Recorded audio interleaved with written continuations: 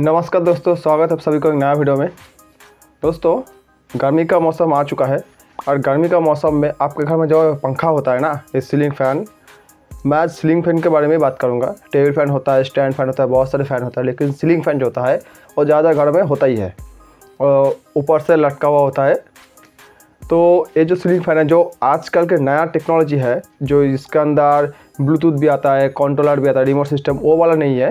जो नॉर्मल सा फ़ैन आता है, जो ए वाला नॉर्मल सा फ़ैन आता है, जो लगभग 1000 से लेकर 1500, 2000, 2500, 3000 से लेकर 4000 के बीच जो अच्छी क्वालिटी वाला आता है, वो जो फ़ैन होता है ना, अगर वो फ़ैन बंद हो जाए तो आपको क्या करना चाहिए?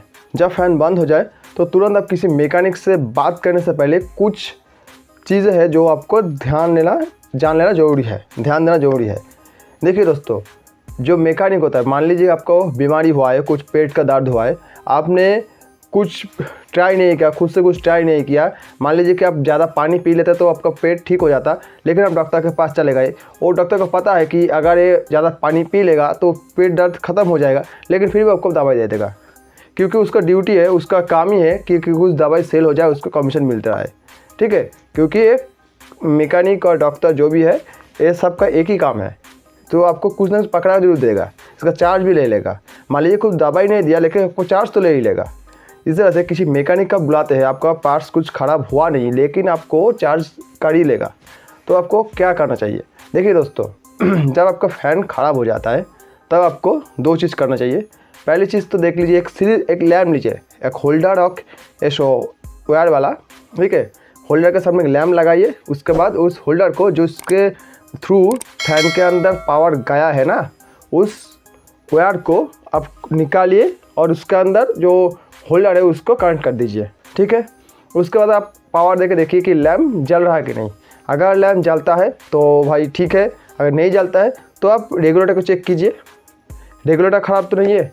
आप रेगुलेटर खोलिए, बोर्ड जो स्विच बोर्ड है उसको खोलिए और रेगुलेटर जो है उसका कनेक्शन को कट करके आप डायरेक्ट कर दीजिए। देखिए वायर लैम्प जलता है कि नहीं। अगर लैम्प जल जाता है तो पावर आता है, तो आपको टेंशन लेने की ज़रूरत नहीं है। तो आपको कंफर्म है कि फ़ैन के अंदर प्रॉब्लम है। तो फ़ैन के अंदर क्या क्या प्रॉब्लम होता है? देखिए दोस्तों, फ़ैन अगर कुछ थोड़ा सा बॉ या थोड़ा सा ऐसा साउंड, ऐसा टाइप का कोई साउंड अगर फ़ैन करता है, तो आपका फ़ैन के अंदर जो दो बेयरिंग होता है ना, देखिए ये जो फ़ैन है, ये वाला जो फ़ैन है ना, इसका बॉडी है, ऊपर एक नीचे, ऊपर वाला बड़ा और नीचे छोटा दो बेयरिंग होता है। ऊपर का नंबर होता है 6202 और नीचे का 6201। अगर नीचे वाला बेयरिंग ख़राब हो जाएगा ना, तो क्योंकि एक साउंड मारेगा, लेकिन आपका फ़ैन बंद नहीं होगा, क्योंकि फ़ैन का पूरा वेट ऊपर वाला बेयरिंग होता है उसके ऊपर रहता है। फ़ैन का पूरा लोड उसके ऊपर रहता है, उसके थ्रू वो घूमता है। और वो वाला बेयरिंग के अंदर जो शैफ्ट घुसा हुआ होता है, जिस शैफ्ट के ऊपर पूरा आर्मेचर रहता है, अगर उसके बीच में, बेयरिंग और शैफ्ट के बीच में थोड़ा सा मिलीमीटर का भी आपका अगर कुछ डिस्टेंस हो गया ना, मान लीजिए को थोड़ा सा घिस गया है, इस टाइप का हो जाता है, तो आपका फ़ैन बंद हो जाएगा और एक साउंड मारेगा। ये हो गया। दूसरी टाइप, अगर किचकिच आवाज़ होता है तो नीचे का बेयरिंग ख़राब है, उसको चेंज करना है, उससे फ़ैन बंद ज़्यादातर इफेक्ट नहीं होता है। और दूसरी टाइप, मान लीजिए कोई भी साउंड नहीं है, कुछ भी नहीं है, तो आपको क्या करना चाहिए? तो आपको फ़ैन को देखना चाहिए कि फ़ैन के जो तीनों वायर निकला हुआ होता है ना, रेड, येलो और ब्लू, तो रेड, येलो, ब्लू, रेड और येलो को छोड़ना है। एक आपको मल्टीमीटर लेना है, आपको देख लेना है कि इसके अंदर पावर आ रहा है कि नहीं, मतलब कि डिजिट शो कर रहा है कि नहीं। ये 230 से लेकर 40 के बीच में और 220 से लेकर 40 के बीच में वैरी होता है, रेजिस्टेंस शो करता है, ठीक है।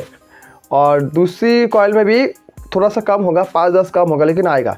अगर नहीं आता है तो बीच में आप उसको खोल लीजिए। खोलने के समय ध्यान रखिए ज़्यादा हीट ना करे। अगर ज़्यादा हीट करने के उसके अंदर जो पेपर होता है ना, जो पेपर दिया हुआ होता है, जो वायरिंग पेपर होता है सफ़ेद रंग का, वो वाला पेपर जो होता है, उस पेपर में अगर पेपर टूट गया तो फ़ैन आपका बॉडी हो जाएगा, तो आपको कॉइल रिप्लेस करना पड़ेगा। तो ऐसा काम ना करें, धीरे धीरे कर सकते हैं आप। उस टाइम पे आपको देखना है कि ऊपर जो आपका जो और बाइंडिंग जो कॉयल के जो वायर होता है मैग्नेटिक वायर, उसके साथ जिस जो कनेक्टिंग वायर होता है, उस वायर दोनों का जो जहाँ पे वो सोल्डरिंग किया हुआ होता है वो कभी कभी जल जाता है, इसलिए पावर जाता नहीं है। हो गया। और तीसरी टाइप हो सकता है कि आपका फ़ैन स्लो घूम रहा है, बहुत ही स्लो घूमता है। अगर आप मान लीजिए कि आपका फ़ैन ऊपर है, आपने कुछ डंडे से हीट के उसके बाद घूमता है, तो आप आग बंद करके उसका कैपेसिटर है उसको चेंज कर दीजिए, आपका स्पीड अपने आप बढ़ जाएगा। ठीक है। मान लीजिए कि फ़ैन का स्पीड बहुत दो तीन साल हो गए नया फ़ैन, उसके बाद भी फ़ैन का स्पीड थोड़ा सा कम है, तो आप कैपेसिटर का फेंक दीजिए, नया लगाइए, आपका स्पीड बढ़ जाएगा। ये होता है। अगर मान लीजिए कि आपको देखा कि अंदर जो कनेक्शन भी ठीक है, सब कुछ ठीक है, लेकिन फ़ैन घूमता ही नहीं है, तो आपको पक्का कॉइल रिप्लेस करना पड़ेगा। कॉइल रिप्लेस की चार्ज आपको एरिया के हिसाब से वेरी करता है। ठीक है। लेकिन आपका अचानक बंद हो जाए, कोई साउंड नहीं है, कुछ नहीं है, तो सबसे पहले आप स्विच को चेक करें, रेगुलेटर को चेक करें, पावर ठीक ठाक आ रहा है कि नहीं उसको चेक करें। अगर इसके बाद ही आप फ़ैन को खोलिए, नहीं तो अचानक से फ़ैन को मत खोलिए। फ़ैन के अंदर थोड़ा मोटा मोटा यही प्रॉब्लम होता है गर्मी के टाइम पे। देखिए पूरा ठंडे के मौसम में 3 महीने तो फ़ैन बंद ही पड़ा रहता है। इसके वजह से एक इलेक्ट्रिक कोई भी इक्विपमेंट आप उठा लीजिए, वो अगर रनिंग रहेगा ना तो आपका इक्विपमेंट ठीक ठाक चलेगा। लेकिन जब वो बंद हो जाता है तब क्या प्रॉब्लम होता है, वो जो इक्विपमेंट था वो चल रहा था तब ठीक था, लेकिन जब बंद हो चुका है तो उसका ना प्रॉब्लम दिखना शुरू होता है जब वो आप उसको चालू करते। इसलिए कहा जाता है कि फ्रिज और रेफ्रिजरेटर है जो, और कोई भी ऐसा इक्विपमेंट है जो आप डेली यूज़ करते, उसको बीच बीच में टाइम पे पावर देते रहना चाहिए, क्योंकि वो ख़राब ना हो। ठीक है, ठीक रहे, ख़राब ना हो। तो फ़ैन के केस में भी ऐसा ही होता है, बहुत 3 महीने के बाद आप जब ऑन करते हैं तो उसके अंदर प्रॉब्लम आना शुरू हो जाता है। तो दोस्तों आज वीडियो में इतना ही था, मिलते हैं अगले वीडियो में, तब तक के लिए थैंक यू।